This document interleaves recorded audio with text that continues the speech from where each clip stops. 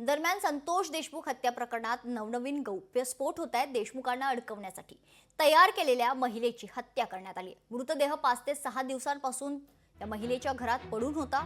शेजाऱ्यांना मृतदेहाचा वास आल्यानंतर खरं तर हत्येची जी घटना आहे ती समोर आली आहे। धाराशिवच्या कळंब शहरात या महिलेची हत्या झाल्याची माहिती आहे। मनीषा कारभारी बिडवे असं महिलेचं नाव आहे।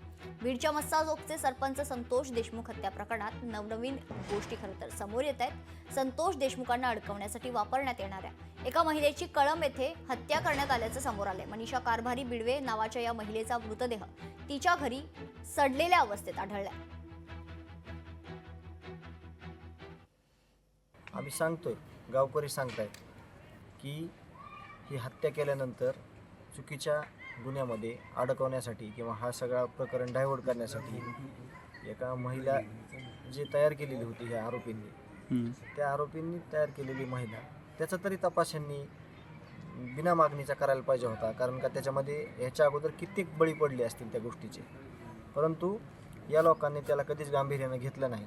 तिच्याकडे जे काही पुरावे आहेत किंवा तिच्याकडे ज्या काही गोष्टी तिनं चुकीच्या केलेल्या आहेत ह्याची जिम्मेदारी आता कोण घेणार आहे?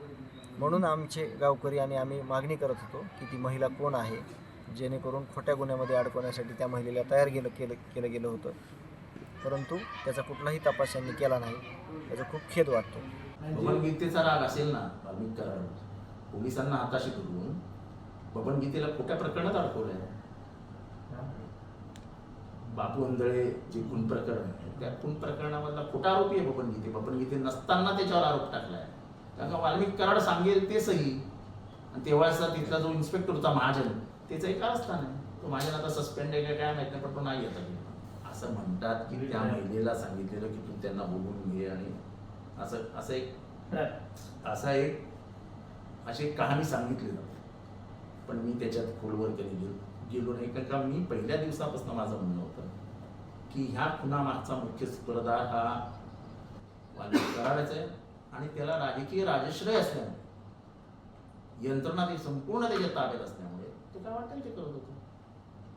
तरी अजून माझं शासनाला म्हणणं आहे की महादेव मुंडेचं खून प्रकरण का आतापर्यंत सुटत नाही? त्याचा खून कोणी केला? अख्ख्या बीडला माहिती त्याचा खून केला कोणी केला, अख्ख्या बीडला माहिती, तरी त्याचा आरोपी पकडला जात नाही। लोकशाही मराठी ऐका, पहा, जागरूक रहा।